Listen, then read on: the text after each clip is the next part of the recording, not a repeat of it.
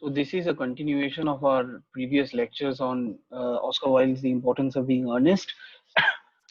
In the previous lectures, we've spoken about Oscar Wilde, we've spoken about uh, the play importance of being earnest, and then we have tried to understand the influences and the philosophies and the plot structure of the play through the study of the two main protagonists, Jack Worthing and Algernon Moncrief. Today we are going to do the female characters, the two most important female characters, again around whom the play rotates, uh, Gwendolyn Fairfax and Cecily Cardew.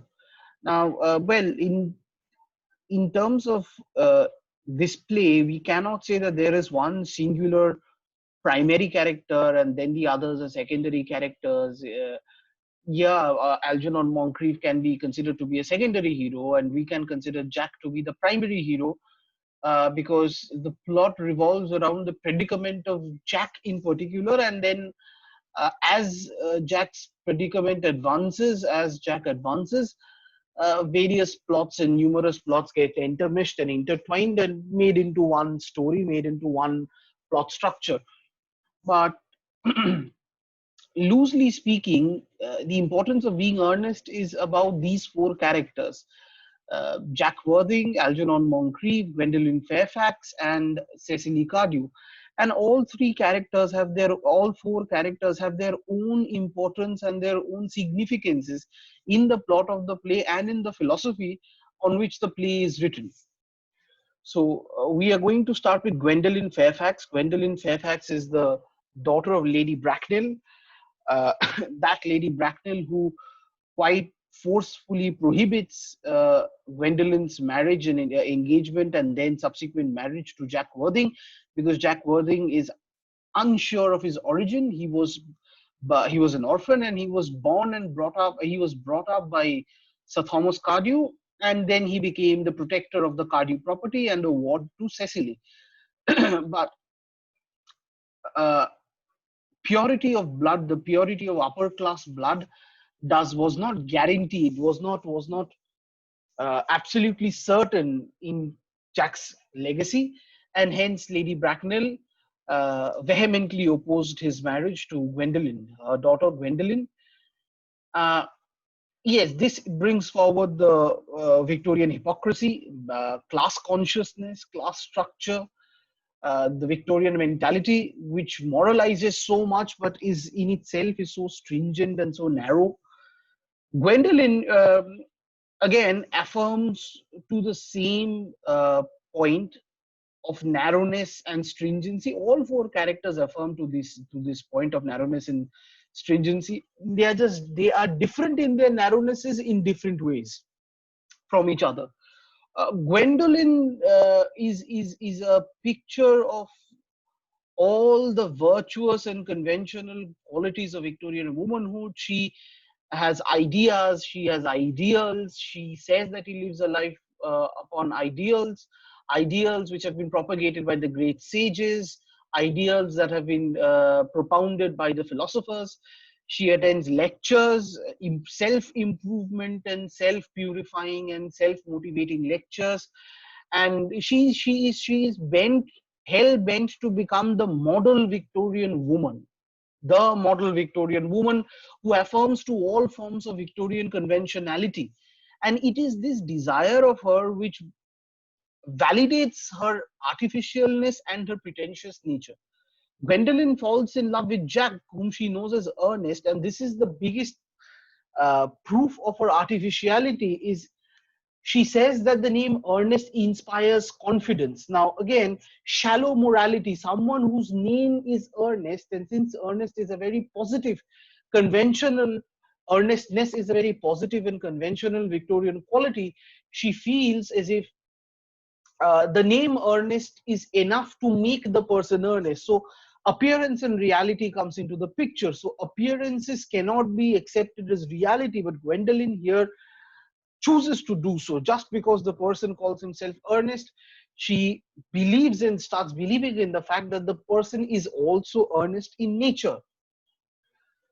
and and here again, if I am to digress a little, that's different. That the subtle change in spelling between Ernest, Ernest, the name, the Scandinavian name, anglicized, and the Christian value of earnestness, that involvement of that one particular character A, that becomes very important. So even in the name, we can see that there's no way that Jack is Ernest. His name does not have the A, but the actual, so there is a difference of A. There is a difference of A, appearance and reality. Ernst, anglicized as Earnest, has the appearance of the Christian virtuous quality of earnestness, but it can never be earnest because it lacks the A, the alphabet A, the letter A. Sorry, the letter A, not the alphabet A. Uh, so all her fixations, the way she dresses, the way she conducts herself, even the way she quotes herself with Jack, double inverted commas, Ernest Worthing, she's always trying to keep up all the metaphors and the preoccupations of the Victorian upper class society, and of the daughter, and as a daughter of the Victorian upper class family. She always gives the appearance of virtue and honor, even when Lady Bracknell is absolutely dead bent on not having her engaged to Ernest, uh, who is, we know, Jack. She leaves her country, she leaves her family estate, and uh, drives up to Ernest's estate in Hertfordshire. So even as she is doing so, she is not doing so in particular because of her love for Ernest, and that because of the purity of her romance, and for the fact that she wants to spend the rest of her life with Ernest, but more to exhibit her virtue and her honor, that she has given her word to this gentleman called Ernest Worthing, and whatever come may be, she will get engaged to Ernest Worthing. So this appearance of virtue and honor. But we as readers can understand that again, this is a pretense. This is a pretense by which she keeps her image, the conventional Victorian woman image, intact in society, or in her own eyes. I think more important than society is how she keeps it intact in her own eyes. Now we are going to continue further. So, though more self-consciously intellectual than Lady Bracknell, Gwendolen is cut from very much of the same cloth as her mother. She is similarly strong-minded and speaks with an inassailable authority on matters of taste and morality. Just as Lady Bracknell does, she is both a model and an arbiter of elegant fashion and sophistication, and nearly everything she says and does is calculated for effect. So, as I was telling you, so there may be instances where it may seem that Gwendolen is different from her mother in the fact that she leaves her house to go to Hertfordshire to be with Jack, but in reality, again, those are all pretenses. And just like her mother, she is hell bent on keeping up that conventional Victorian woman image, that the moral, virtuous woman. Everything is done towards meeting that very end.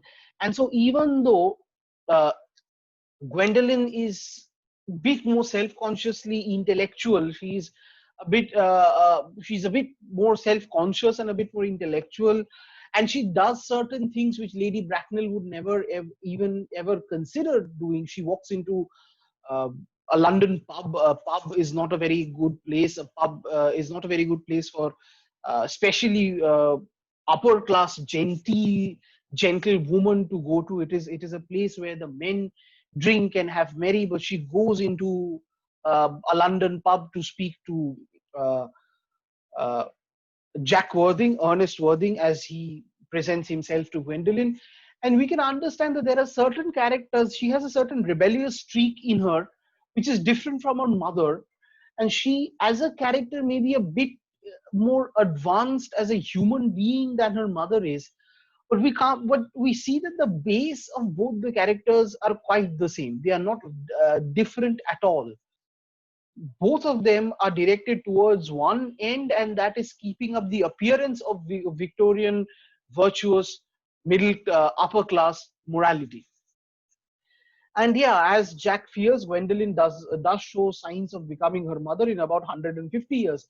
This again is, well, the irony and the farce and the satire is in the humor of this dialogue in 150 years. So even Jack uh, attests to the fact that that Gwendolyn is not that different from Lady Bracknell. That Lady Bracknell who is hell bent on their marriage, but he says that she may become like a mother in 150 years. So it's almost like, well, even if she does become like her mother, I'm not going to live to see that. So my life will not be affected by that change.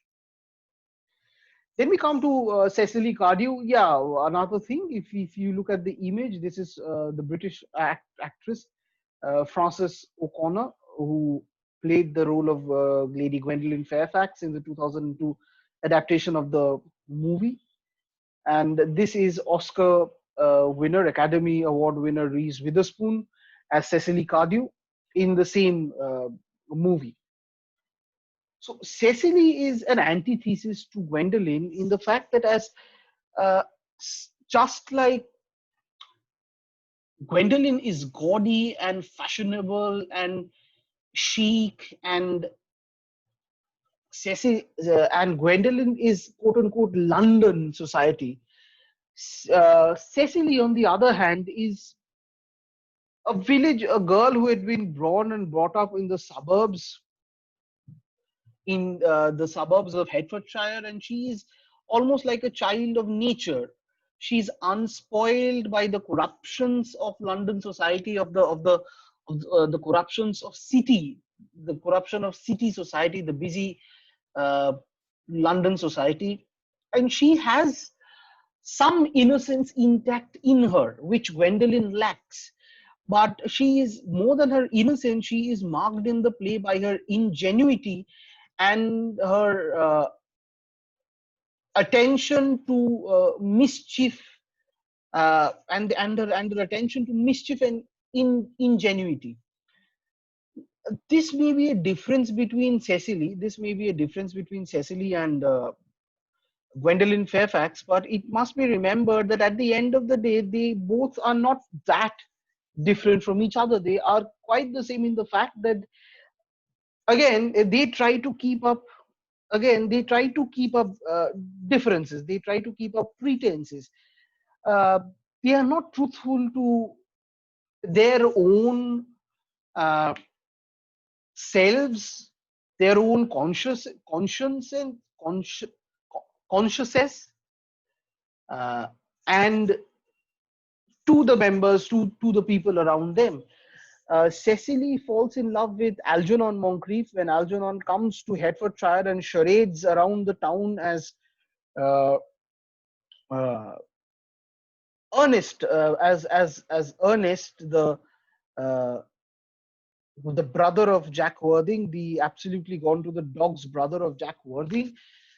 Uh, she falls in love with Ernest again because of the name and because of the stark difference between the name Ernest and the actual outward behavioral pattern of Ernest. So Uncle Jack's brother Ernest, even though has earnestness in his name, is anything but earnest. He is mischievous. He gets into trouble. Has to be bailed out by his powerful uncle, and it is this mischief. It is this uh, going against the moral conventions that attracts and seduces Cecily towards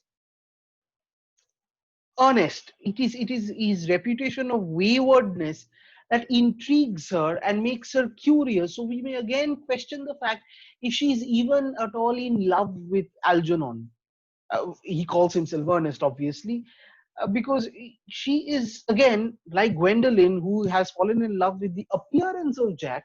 Cecily has fallen in love with the appearance of Algernon, and not Algernon himself. And so we kind of worry what happens when the bubble bursts and when the pretenses are dropped and the reality comes to the fore. Like Algernon and Jack and Gwendolyn, she is a fantasist, but unlike Algernon and Jack, who are Bunburists, who have created Bunbury characters, imaginary characters, to meet their objectives, Cecily, very much like Gwendolyn, lives in a world of fantasy of herself, and she is at least true to herself, just like Gwendolyn is also true to herself. Jack and Algernon cannot be called true to themselves. Now, again, when it comes to fantasy, this image on the slide is a very good example. If you watch the movie, you will see that this image is actually a fantasy image. It is an image that Cecily is imagining, where she and her lover Ernest, of course, we know his name is Algernon, are in this enchanted forest, and from the fairy tales, from the medieval German and the British fairy tales, and they are in the forest quoting each other, speaking about romance, and so on and so forth. So fantasy becomes a very important segment and part of uh, Cecily's character and the development of Cecily. She does not have an alter ego like Bunbury or Ernest, but like Gwendolyn, she does choose to live entirely in her own created bubble of fantasy world, and this is something that we'll see from before the arrival of Algernon in the guise of Ernest to Hertfordshire. From the very beginning, even when she is taught the British and the German romances, the British and the German medieval uh, texts and legends and romances by Miss Prism, her tutor, she almost gets transformed to the settings of those romances. It's not as if she's in Victorian Hertfordshire. She's in those 13th and 14th and 15th century legends herself, and she imagines herself as the primary character of the legend. So, as I was telling you, fantasy becomes a very important part of both Cecily and Gwendolyn's character. In fact, it is a very important part of all the four characters: Jack, Algernon, Cecily, and Gwendolyn. Cecily is probably the most realistically drawn character in the play, and she is only character who does not speak in epigrams. So again, so as she is uncorrupted by the city society, the city society that always tries to keep up pretenses in every other thing uh, that they go about doing. Cecily is born and brought up in the suburbs, so there are some areas of refinement in Cecily. She speaks clearly. She does not speak in metaphors. She states what she clearly wants. Her charms lie in her idiosyncratic cast of mind and her imaginative capacity, that qualities that derive from Wilde's notion of life as a work of art. These elements of her personality make her a perfect match for Algernon. Now, see, Algernon has a very strife memory, making a character, an imaginary character called Bunbury, and then employing that character to rid himself of his social responsibilities. So you see, both the characters have a very high capacity of imaginativeness, and this complements each other. This complements each other, and so whenever there is a desire or a problem to be faced, both can recede into their bubble of fantasy and imagination and avoid it, look to get it done with, avoid it, but it complements each other. And it is these idiosyncrasies of Cecily that makes her almost like a perfect match for Algernon.